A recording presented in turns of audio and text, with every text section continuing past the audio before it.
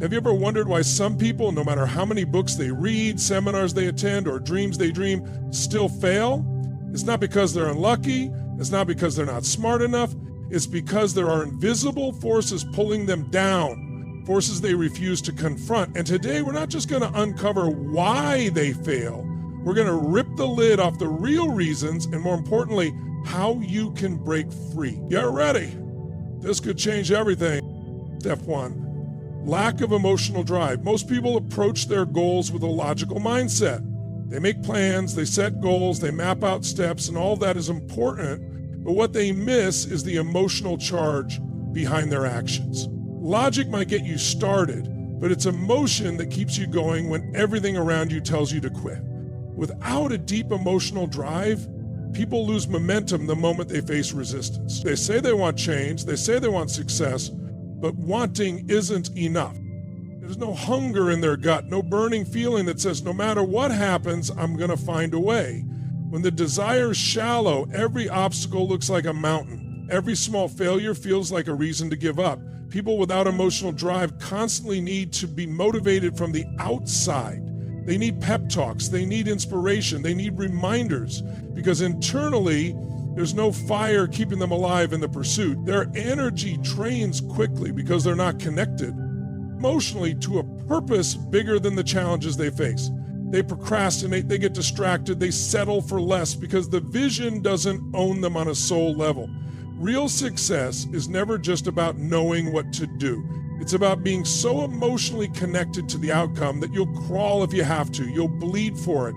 You'll keep showing up even when the results aren't there yet, even when people laugh at you, even when it feels like you're standing alone. Without emotional drive, goals become negotiable, dreams become optional. A little pain, a little discomfort, and suddenly people are ready to abandon what they claimed they wanted. But when emotional drive is strong, quitting is not even on the table. It's not even an option. The energy comes from a deeper place, from identity, from passion, from the absolute refusal to live below the level you're capable of. The reality is, without emotional fuel, even the best strategies won't save you. Without emotional drive, even the smartest people collapse under pressure. Dreams die, not from lack of opportunity, but from lack of emotional commitment to fight for them when the storm hits. Step 2, fear overrules action. Fear is the invisible chain that holds more people back than any external circumstance ever could. It's not the economy, it's not their upbringing, it's not their lack of opportunity. It's fear, plain and simple. Fear of failure, fear of looking foolish, fear of wasting time, fear of what others might think. It creeps in quietly, almost rationally. It dresses itself up as being realistic or waiting for the right time or needing more information. But underneath all those excuses is raw, paralyzing fear. When fear rules the mind, action dies. People convince themselves they need to wait until they feel more ready, more confident, more certain. But that day never comes. Fear doesn't just whisper doubts, it builds mountains out of molehills. It inflates the possibility of loss until it seems safer to stay exactly where they are. They're stuck in the same patterns, living the same small story. They hesitate at the edge of opportunity, watching someone else, someone no smarter, no better, seize what they were too scared to grab. Most of the time, the things people are afraid of aren't even real threats. They're shadows. They're mental monsters born from imagining the worst possible outcomes and believing those outcomes are inevitable. Fear feeds on imagination. It distorts reality. It makes people forget that failure is rarely fatal, that embarrassment is temporary, that rejection is survivable. Instead, it freezes them into inaction, into playing small, into convincing themselves that maybe it wasn't meant to be, or maybe next year will be different, knowing deep down that without action, nothing changes. Fear is not just a feeling, it's a dictator when allowed to reign unchecked. It demands obedience. It tells you to sit down when you should be standing up. It tells you to be quiet when you should be speaking up. It convinces you to say no to opportunities that could transform your life because the pain of the unknown feels bigger than the pain of staying the same. Fear multiplies over time. Every time someone listens to it, it grows stronger. Every time they obey its warnings, It becomes more convincing, more ingrained, more part of their identity. There's a biological reason for it. The mind is hardwired to protect against threats, and thousands of years ago, that meant real survival danger. Today, fear rarely comes from lions or famine. It comes from imagined judgments and self-doubt. But the brain reacts the same way. It triggers the same alarms, even when the stakes are nowhere near life and death. The problem is not feeling fear. Feeling it is natural. The problem is letting fear be the deciding voice. Fear screams for safety, comfort, predictability, but none of those things live on the road to dreams. Every breakthrough demands stepping into uncertainty, facing the shaky knees, the racing heart, the doubt swirling inside, and moving anyway. Most people wait for the fear to disappear before they act, not realizing that action itself is what shrinks fear. They want to feel brave before they leap. But real courage is leaping when your hands are still trembling and your voice is still shaking. Fear is a test, and every time it overrules action, the gap between where someone is and where they could be grows wider. It doesn't take years to change a life. It takes moments of choosing action over fear, again and again, but most never even make the first move because they've been trained, consciously or unconsciously, to listen to fear as if it were truth. Step 3, chase comfort, not growth. Comfort is seductive.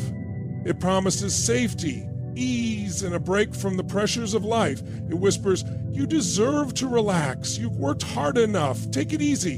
And most people listen. They start chasing comfort without even realizing it, slowly trading in their potential for momentary relief. Growth, on the other hand, demands the exact opposite. Growth demands friction. It demands that you step into situations where you don't know the outcome, where you might fall on your face, where you might have to stretch farther than you've ever stretched before. But that's uncomfortable, it's awkward, it's hard. And because it's hard, most people turn around at the first sign of real challenge and run back toward what feels good. And the truth is, growth and comfort cannot coexist. One always kills the other. If someone is addicted to comfort, to staying safe, to feeling good all the time, to avoiding anything that stirs up fear or uncertainty, they will never grow past who they are today. They will plateau. They will stagnate.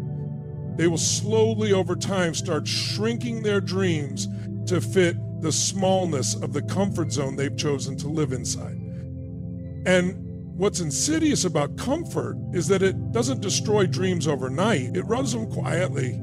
It tells you to take the easy road just this once, to skip the workout, to postpone the launch, to avoid the difficult conversation. And every time you obey, you reinforce the belief that your comfort is more important than your calling. Chasing comfort becomes a habit, and habits harden into lifestyles. People start organizing their entire lives around avoiding stress, avoiding challenge, avoiding anything that feels risky or uncertain. They design routines that require minimal effort. They make choices based on what feels least uncomfortable in the short term, completely ignoring the massive cost they're paying in the long term. They surround themselves with people who validate their desire for comfort, people who tell them it's okay to settle, people who reward them for playing small. Comfort becomes the king and growth becomes the enemy.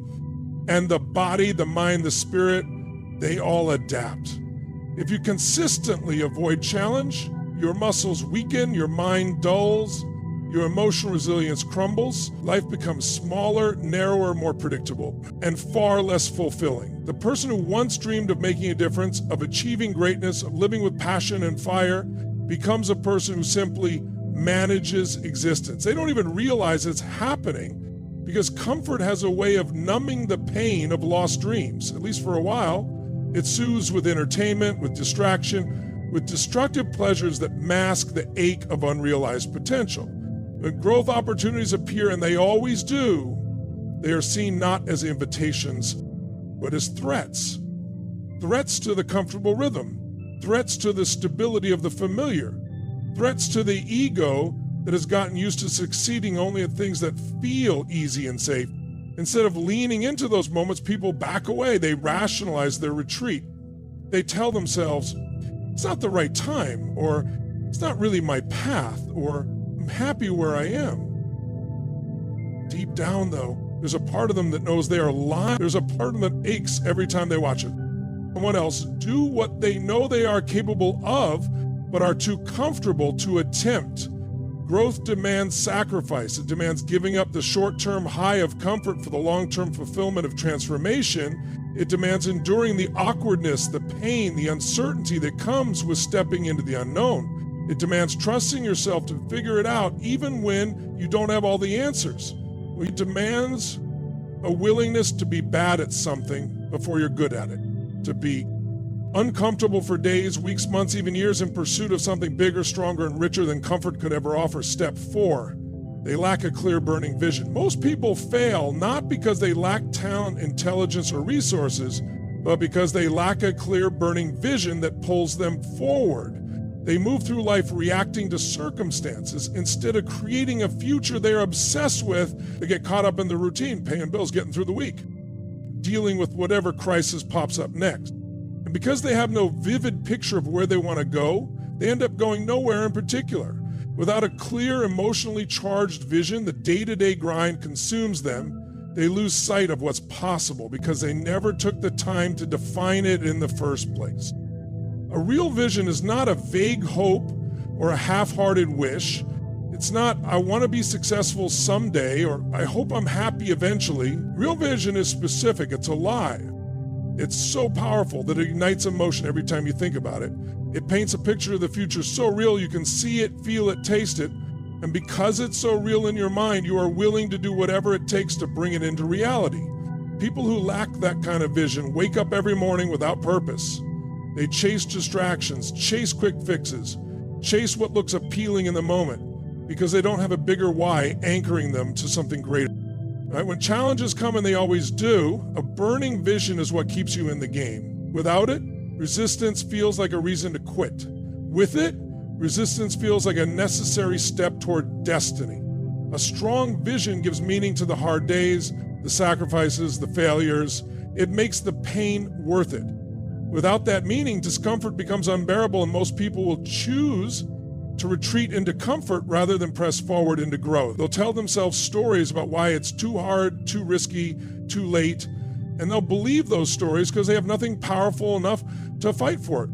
You know, the tragedy of not having a clear vision is that it makes people vulnerable to other people's agendas.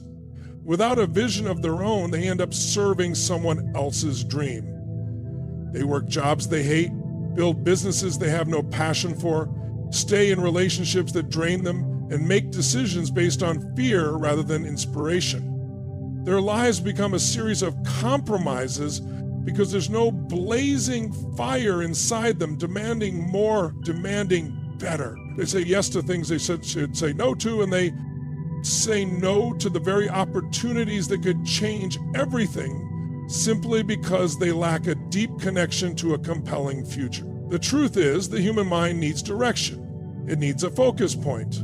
Without one, the mind wanders, it doubts, it second guesses, it gets caught up in meaningless problems and trivial worries because it has nowhere powerful to aim its energy. A clear, burning vision acts like a compass. It pulls you out of distractions. It wakes you up when you're tempted to slack off. It pushes you through fear when you want to turn back. It gives you a reason to endure what others run from. And it's not just about career or money. A real vision touches every area of life: your health, your relationships, your contribution to the world, your sense of purpose and fulfillment. It's a 360-degree picture of the life you are committed to creating, not just for yourself, but often for the people you love and the legacy you want to leave behind. People often think they'll figure out their vision someday when they have more time, more clarity, more certainty. But vision isn't found, it's built, it's crafted, intentionally by asking hard questions, dreaming boldly, and refusing to settle for a life of mediocrity. It demands that you dig beneath the surface of what you think you want and uncover the deeper calling inside you.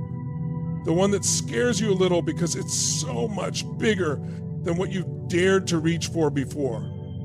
It's that calling that fuels passion. It's that calling that arms you against every obstacle. And without it, even the smallest challenges feel overwhelming. Because without a reason to endure the pain, pain becomes the enemy instead of the price of admission to a greater life.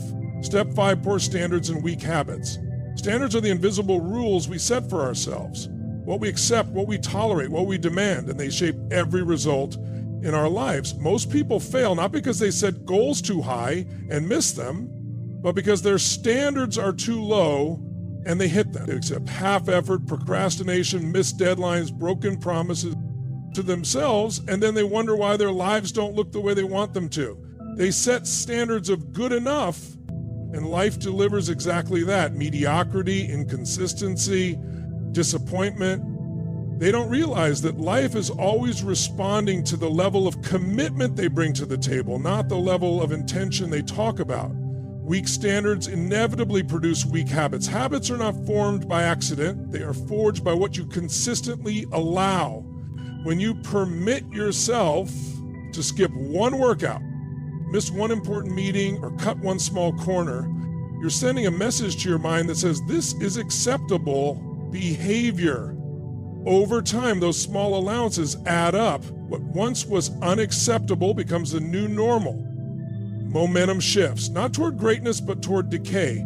Weak habits anchor people to the life they claim they don't want but continue to live, day after day. Most people operate with minimum effort thinking. They ask, what's the least I can do and still get by, instead of asking, what's the maximum I'm capable of? They look for shortcuts, hacks, easy wins, anything that lets them avoid the hard, disciplined work of raising their standards and maintaining strong habits. But nothing lasting is built on shortcuts.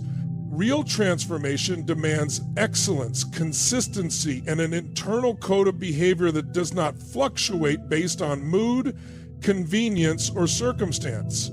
The tragedy is that once weak standards become normal, people stop seeing the gap between who they are and who they could be. They rationalize their behavior, they blame circumstances, they tell themselves stories like, I'm just too busy, it's not the right time, or I'm doing better than most people, as if comparison to mediocrity should be a source of pride. They surround themselves with others who reinforce their low standards, creating a cycle of mutual justification. The environment becomes an echo chamber where average is celebrated, excuses are applauded, and true excellence is seen as unnecessary or even arrogant. The impact of poor standards and weak habits doesn't just stay confined to one area of life. It bleeds into everything. Someone who accepts low effort in their career will eventually lower their standards in their health, their relationships, their finances, and their personal growth. Integrity to oneself erodes. Self-respect diminishes. Confidence crumbles, because deep down you cannot lie to yourself about whether or not you are truly honoring your potential. Every time a standard is compromised, it leaves a scar.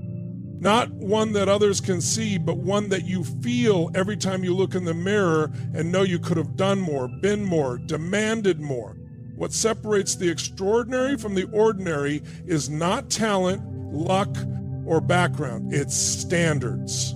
It's what you demand of yourself when nobody's watching. It's the refusal to accept your own excuses. It's the commitment to show up fully even when you don't feel like it. Strong habits are the bricks that build a legendary life, and strong habits are born from unwavering standards. Standards, this is who I am, this is what I do, this is what I will not settle for no matter what. Without that internal code, life becomes a random collection of half-started projects, broken dreams, and empty promises.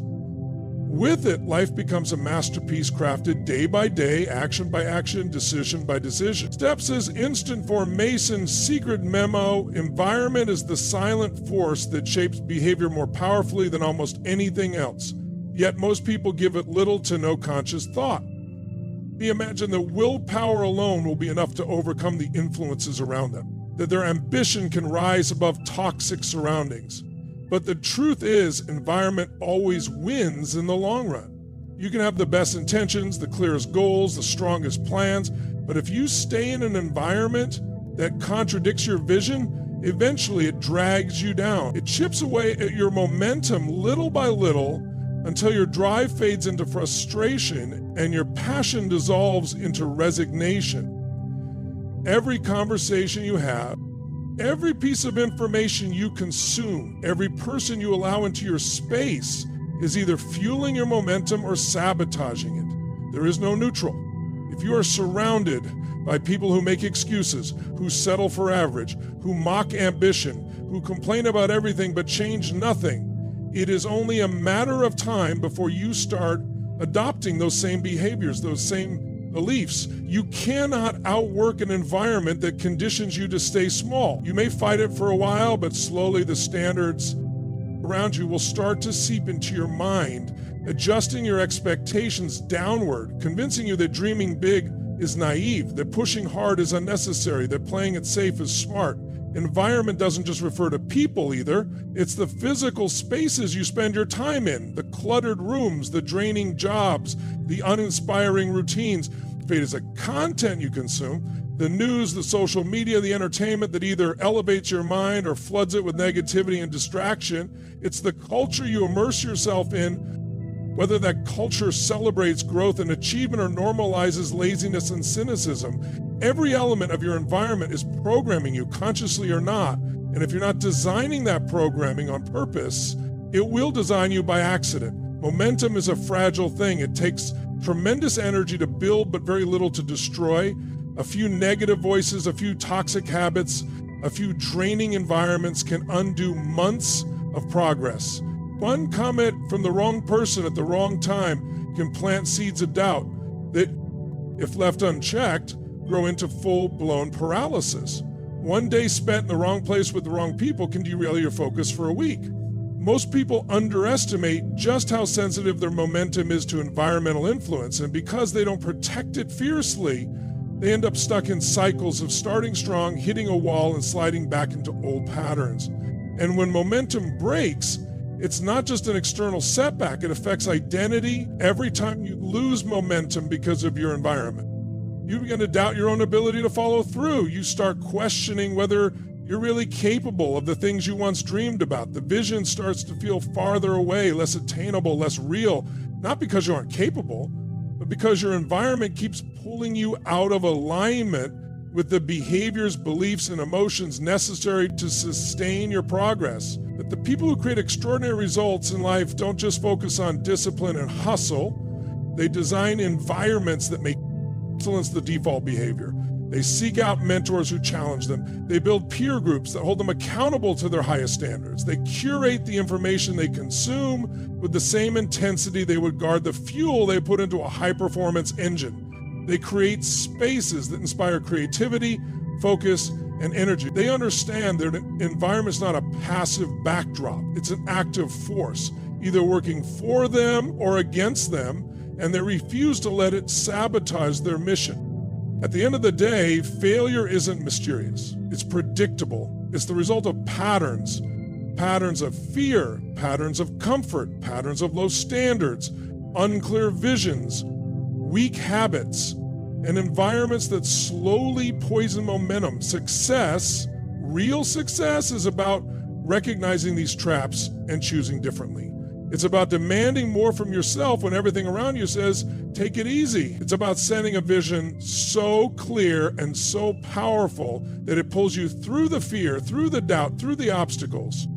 It's about refusing to settle when comfort calls your name, refusing to back down when the environment tries to pull you back to mediocrity. The truth is simple. People don't fail because they're incapable. They fail because they allow these forces to control them instead of mastering them. Change the patterns, raise the standards, build the habits, guard the environment, and there's no limit to how far you can go.